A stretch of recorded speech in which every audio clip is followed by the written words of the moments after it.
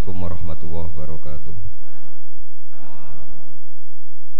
Rabbi shrah li sadri wa yassir li amri wa hlul 'uqdatam min lisani yafqahu qawli. Allahumma shalli wa sallim wa barik ala sayyidina Muhammad wa ala alihi wa sahbihi wa barik wasallam asma'in. Nama ba'du.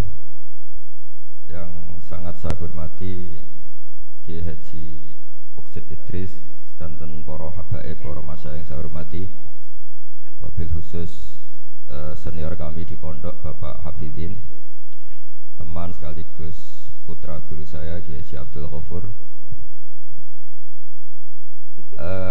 Saya akan baca tentang bab mujaddid. Mujaddid itu adalah orang yang dipercayai atau yang dianggap paling sah, paling layak untuk bikin pola-pola solusi atau pola-pola metodologi dalam mengawal perjalanan Islam. Mbah Maimun, guru kita semua, ngarang kitab Al-Ulama Al-Mujaddidun, di antaranya menyebut sekian mujaddid.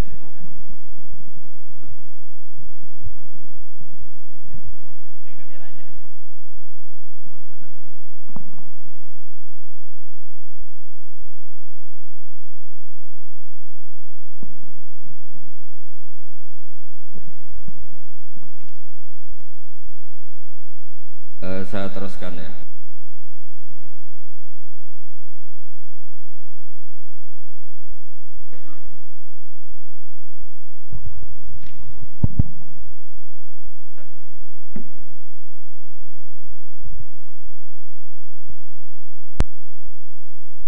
Ini kayaknya memang itu kurang jodoh ya.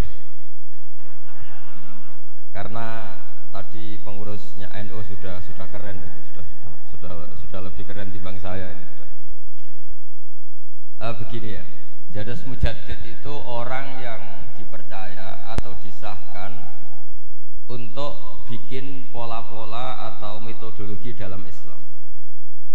Kita alhamdulillah di Indonesia misalnya mengembangkan Islam dengan kalimat atau kata-kata yang insya Allah itu mengawal mazhab ahli sunnah wal jamaah. Misalnya contoh yang sering saya sebut, setiap dari kita itu selalu kalau baca sholawat, wassalatu wassalamu ala sayyidina Muhammadin wa ala alihi wa sahbihi ajmain. Dan untuk semua sahabat semuanya, kata semuanya adalah kalimatun fariqoh, kalimatun fasilah, atau kaulun fasil atau kaulun faslun. Ahli sunnah itu siapa? Adalah orang yang menghormati semua sahabat. Jadi ajma'in itu bukan sekedar kata rutin, tapi maklumat dari kita bahwa kita berkeyakinan bahwa semua sahabat adalah adil, semua sahabat kita hormati.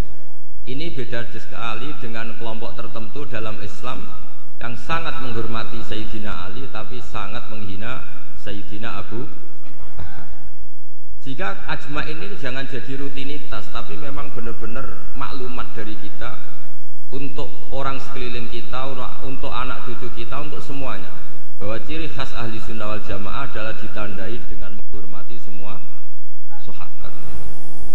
Dengan tradisi pemaknaan seperti ini, maka kalimat ajma'in atau kata ajma'in ini keluar an ilmin wa an bayinatin, keluar dari rumus ilmu dan dari kesaksian ilmiah. Kesaksian ilmiah misalnya begini, andai kan Abu Bakar itu mal'un, orang yang kena laknat, berarti Nabi itu salah pilih teman. Andai kan Sayyidah Aisyah itu mal'unah, berarti Nabi salah pilih istri.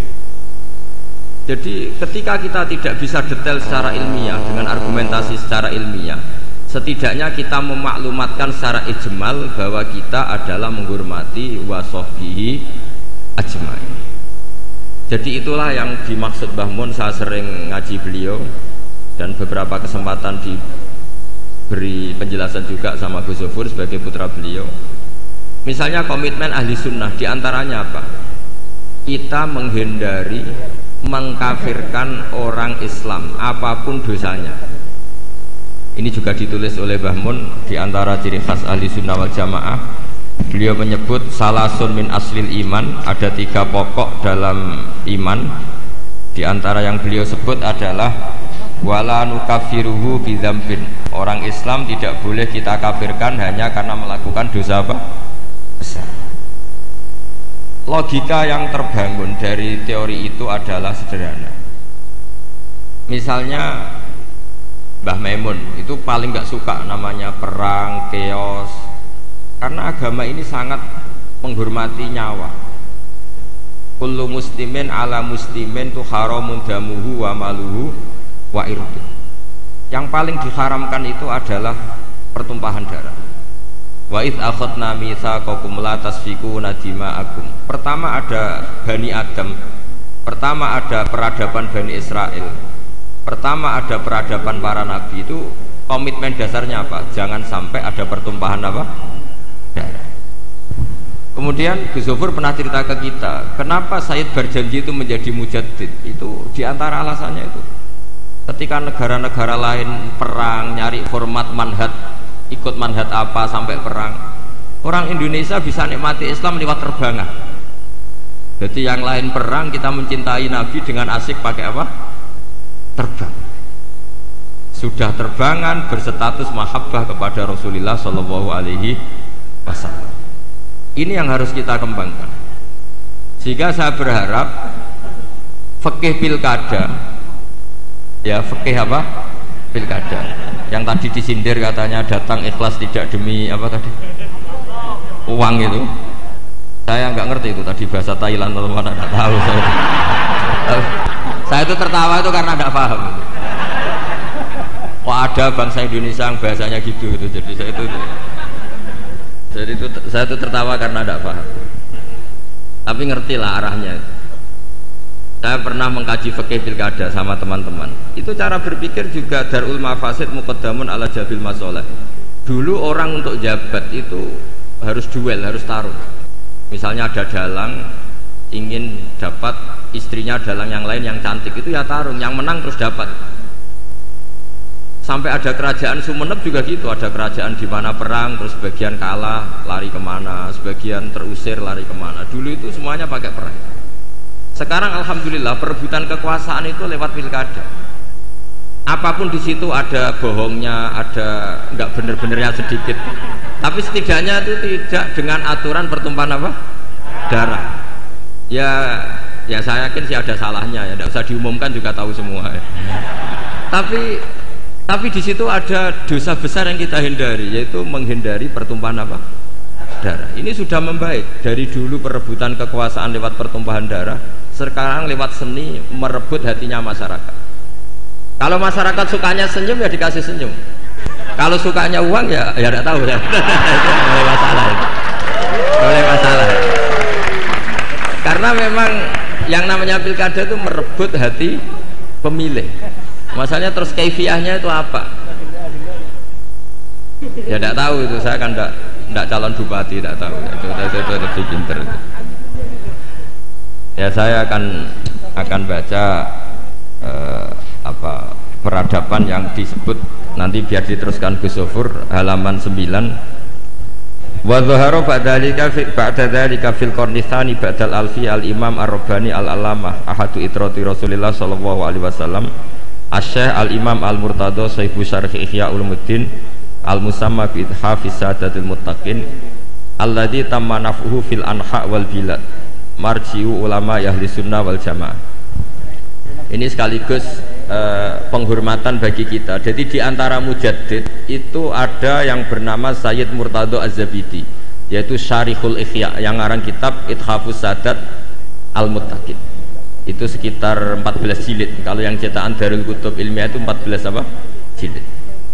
Itu beliau punya santri mulazim, itu orang Indonesia. Namanya Kiai Abdul Mannan. Mbah kandungnya Kiai Mahfud Termas.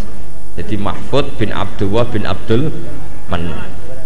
Kemudian Kiai Mahfud ini kita tahu punya murid namanya Kiai Fakih Mas Kumambang Gresik. Kiai Fakih punya murid Mbah Zubair punya putra sekaligus muridnya Mbah Maimun. Ya terus sampai kita, sampai Gus Yofur, sampai kita. Sehingga pikiran-pikiran besar Said Zabidi itu bisa kita tangkap. Misalnya gini, saya sering diceritani Mbah Mun tentang kitab Ithaf. Di antara padanan, ya padanan, maksudnya padanan itu semua ulama itu pasti punya fatwa yang nggak ada kembarannya.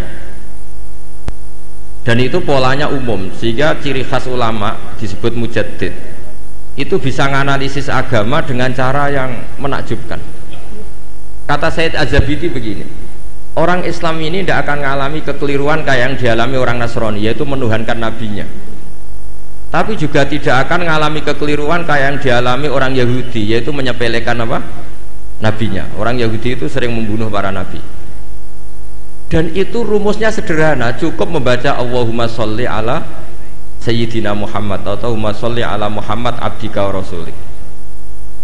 Kenapa demikian? Islam itu datang setelah orang Nasrani salah memuja Isa sehingga diposisikan sebagai apa? Tuhan. Orang Islam itu juga muja nabinya tapi pas, yaitu Allah tetap Tuhan, pemberi. Allahumma sholli, berarti kita minta kepada Allah, zat yang super, yang maha, dan permintaan penghormatan itu kita berikan untuk hamba terkasihnya, yaitu Muhammad.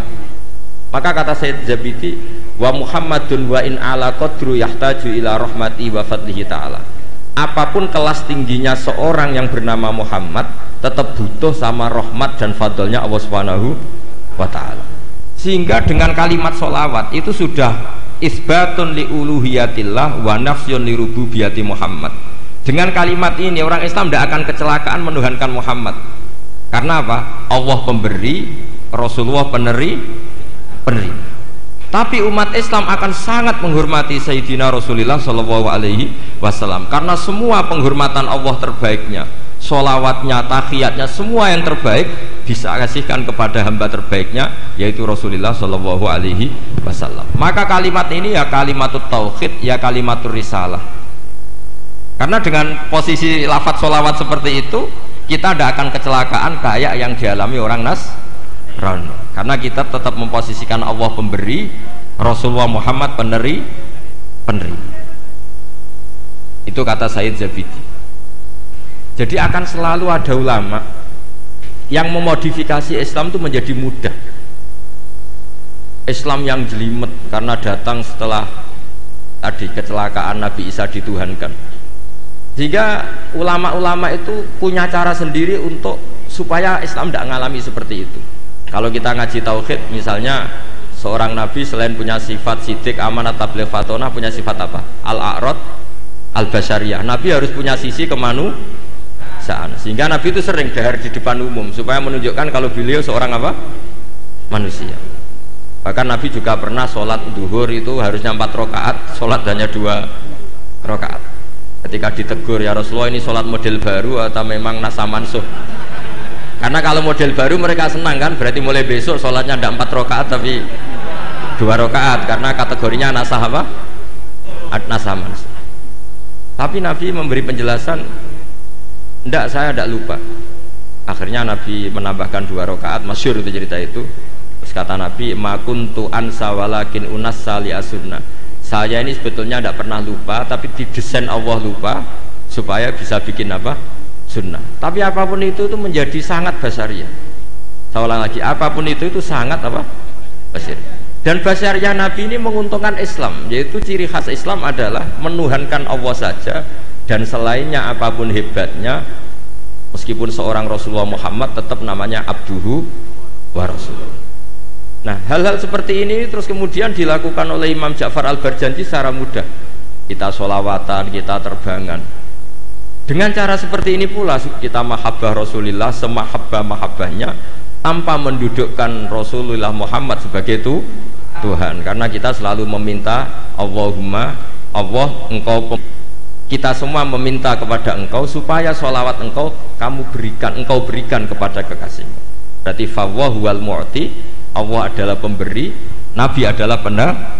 Maka terus statusnya jelas bahwa Allah adalah selalu Tuhan, Rasulullah adalah abduhu wa rasul.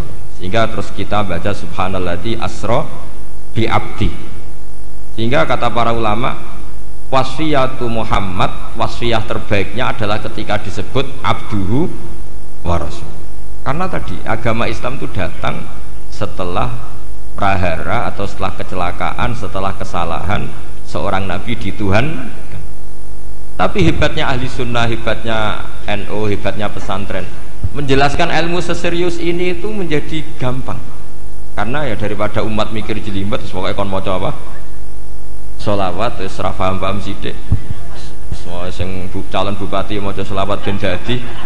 Ya sebetulnya banyak yang enggak ikhlas juga, sudah itu enggak penting, sementing pokoknya natijahnya itu isbatun li uluhiyatillah wahdah dan isbatun li abdiyati Rasulillah Muhammad sallallahu alaihi wasallam, sehingga kita tidak mengalami apa yang dialami orang-orang Nasrani. Jadi di sini Mbah Mun menyebut wa awwalu man lazamahu min ulama Jawa Ki Abdul Mannan khina muqamihi bi Makkah al-Musyarrafah. Farwa anhu dzakal kitab. Warwa anhu ay an Kiai Abdul Mannan ibnuhu Kiai Abdullah.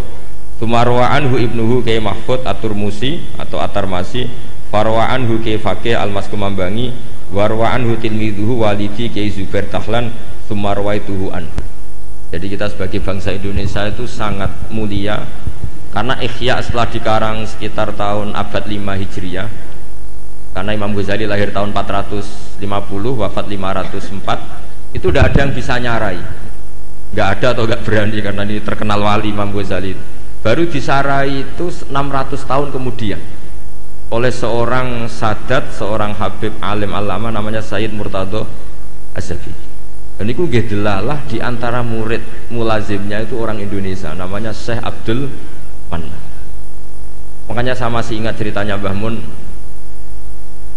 ketika Cordova guling, Andalusia guling. Saya masih ingat kalimatnya Mbah Mun, Allah gak terima nak wong sing maca tasbih itu berkurang. Itu terus digenti ning Demak Bintoro. Artinya ketika Andalusia guling di Spanyol itu berbarengan dengan berdirinya kerajaan apa? Demak. Dan sekarang polanya kelihatan sama. Dulu ulama-ulama Andalusia itu hebat-hebat, bisa ada Ibnu Malik ngarang Alfiyah, ada Imam Qurtubi ngarang tafsir Qurtubi, ada Imam Syatibi yang mengarang Qiraah apa? Sab. Indonesia juga tidak kalah kerennya. Siapa yang nggak tahu Syekh Nawawi Banten? Beliau mengarang kitab yang sangat menakjubkan, yaitu tafsir apa? Munir. Siapa yang nggak kenal Syekh Mahfud At-Turmusi? Ketika banyak orang yang nggak bisa mensarai kitabnya Imam Suyuti Alfiyatus Sirah, beliau punya sarahnya itu Manhajul Dzawin Nadhr. Dan paling masyhur sarah Muqaddimah Al-Hadramiyah juga milik beliau, yaitu An-Manhalul Amim atau yang terkenal dengan Hasyiah At-Turmusiyah. Itu juga eranya Mbah Zubair, karangannya banyak, Mbah Mun, Gus Zofur juga punya naskah, punya karangan. Jadi ketika Islam tidak di Mekah dan tidak berbahasa ibu bahasa Arab, ternyata melahirkan ulama-ulama top di Andalusia, yang setelah Andalusia kalah Allah mengganti ada di Indonesia. Masih ingat saya, jadi kata Mbah Mun, di antara syarafnya kita lah, mulianya kita adalah ketika Andalusia guling itu berbarengan dengan berdirinya Masjid apa? Demak. Dan setelah saya angen-angen, pola-polanya hampir mirip, yaitu melahirkan banyak pengarang-pengarang kitab. Kita tahu Syekhona Khalil yang punya naskah, semua ulama top-top kita punya naskah. Nah soal nanti naskahnya hidup apa enggak, itu kriminalnya murid-muridnya. Itu pasti. Loh betul itu. Masyhur itu di kata Imam Syafi'i, al-laits afqahu min Malik illa annahu daya'ahu ashabu. Imam Lais itu ulama top. Sebetulnya secara fikih lebih alim ketimbang Imam Malik secara fikih. Illa annahu daya'ahu ashabu. Tapi murid-muridnya yang sembrono. Loh, coba misalnya mbah kamu alim ngarang kitab, putune ra alim mesti dianggap jimat, tak jamin itu. Padahal itu bab istinja. Tapi tetap dianggap jimat. Ya gara-gara tadi. Makanya saya berkomitmen sama Gus Zofur untuk terus baca kitabnya Mbah Mun, karena pasti murid top ndak itu terserah, apa guru top ndak itu terserah muridnya. Itu sudah jelas ya. Kholnya Mbah Zubair andai kan ndak punya putra Mbah Mun mungkin nggak serame itu. Orang tidak bahas Mbah Zubair lagi, andai kan tidak ada Mbah Mun. Andai kan Mbah Mun tidak punya murid-murid, punya utamanya putra-putranya, mungkin orang tidak bahas Mbah Mun lagi suatu saat. Makanya kata Imam Syafi'i ketika komentari Imam Les, al-Les afqahu min Malik illa annahu doya'ahu ashabu. Imam Les itu lebih faqih ketimbang Imam Malik. Imam Malik nasibnya baik, beliau punya murid top namanya Imam Syafi'i. Jika kitabnya Mudawwan, Imam Syafi'i punya murid Imam Buaiti, Mudawwan, Imam Muzani. Setelah itu ada Mukhtasarul Muzani. Setelah itu di Mukhtasar lagi oleh imam setelahnya. Ada Imam Rafi'i, ada Imam Ghazali.